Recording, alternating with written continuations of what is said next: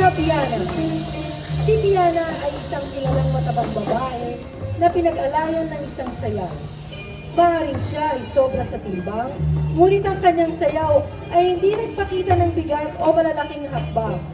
Bagamat hindi marami ang nakakakilala kay Biana mismo, ang kanyang polka ay itinuro na sa maraming lugar. Dahil hindi siya kayang magpolka ng tuloy-tuloy, kinailangan niyang bumagal sa pag-waltz bago siya magpolka muli. Mula sa Zamboanguita Negros Oriental, ang Polka Biana.